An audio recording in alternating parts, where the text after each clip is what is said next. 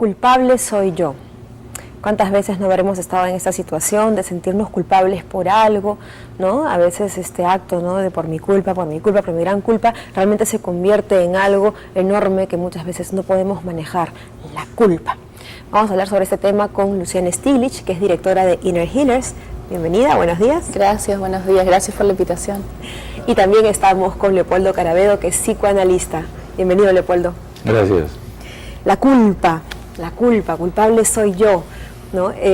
Muchas veces, en muchas situaciones, arrastramos culpas, ¿no?, a lo largo de nuestra vida y no nos damos cuenta, ¿no?, cuán instalada está esta culpa en nuestras vidas y que evidentemente se vuelve el motor para tomar decisiones o no tomarlas, ¿no? Y sobre todo, pues, que está ahí, o sea, uno vive culpable. Claro, es que la culpa básicamente comienza en una etapa muy pronta en el desarrollo humano, ¿no?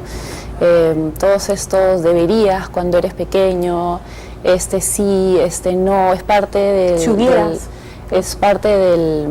digamos, del desarrollo de un niño pequeño, y es a partir de ahí que el niño desarrolla lo que luego, cuando sea adulto, va a ser el estándar moral. Leopoldo, ¿quieres decir algo? Sí, ¿no?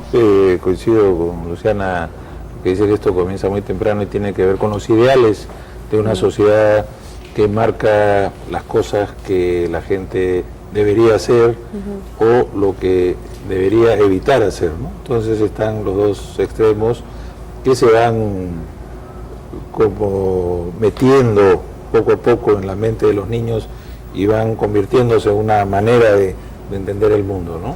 Ahora, pero incluso esto también ya se puede volver algo patológico, ¿no? Cuando ya, digamos, es un pensamiento recurrente, obsesivo.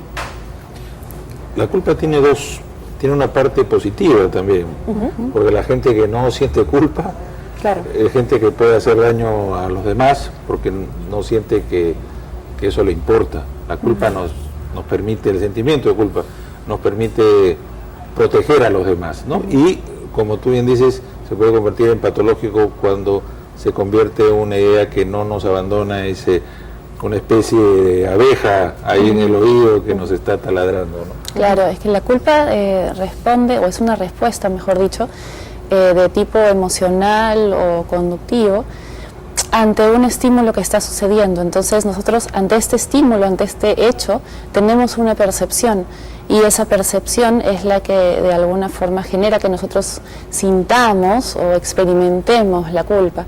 Entonces, como bien decías, es súper importante definir que la culpa es importante hasta cierto punto, porque nos permite entender que fuera de nosotros existe un estándar moral, algo que está bien o que está mal, y nos cohesiona para vivir en sociedad, mientras que cuando perdemos el sentido de responsabilidad, esta culpa viene ya a ser un trastorno de tipo maníaco, en el que la persona incluso es capaz de no asumir esta responsabilidad cuando se encuentra en relación con otros.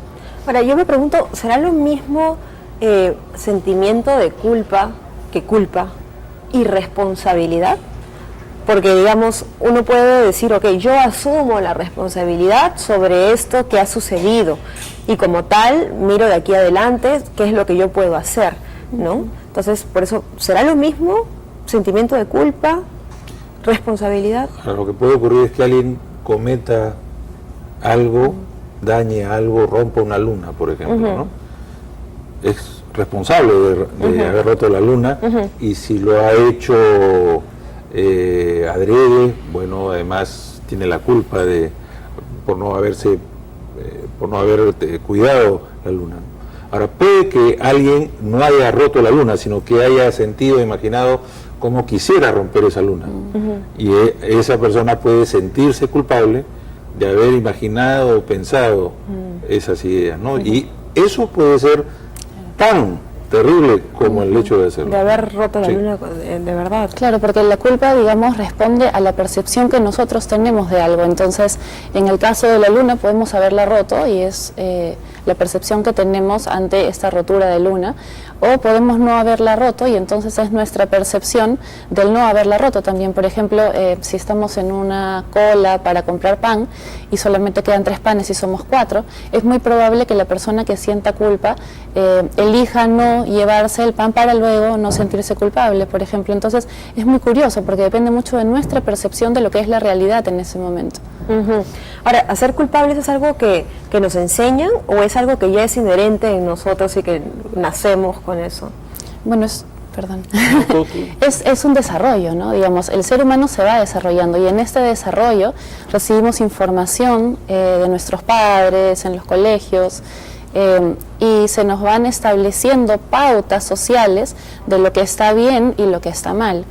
En este, que es básicamente la base de la moral, ¿no? Entonces, en este desarrollo moral del ser humano, la culpa viene a ser una respuesta ante esto que se le va enseñando como bien y mal. Entonces, en la medida en que el ser humano va desarrollando su propia realidad, su propia percepción de lo que es moral, de un estándar moral, se va desarrollando la culpa.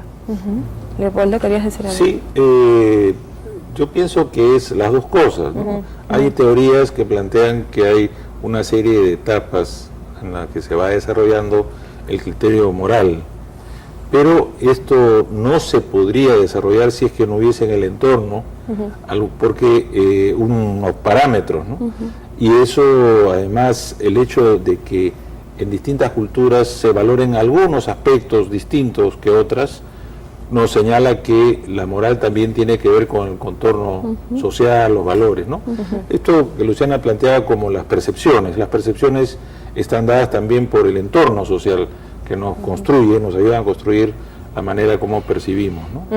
Y a veces esto puede ser el entorno, no necesariamente el entorno más abstracto, cuando hablamos de la noción de un país, una cultura, sino en la familia, en el barrio, también se van a desarrollar determinados parámetros. Por ejemplo, una cosa que a mí me parece espantosa, ¿no? Me ha venido a la memoria el caso de un señor, un paciente que me contó que estaba cortándose el pelo en la peluquería y de repente, ¡ay, están robándole la llanta a tal carro!, ¿no? Entonces alguien comentó, no importa, ese tiene plata, ¿no?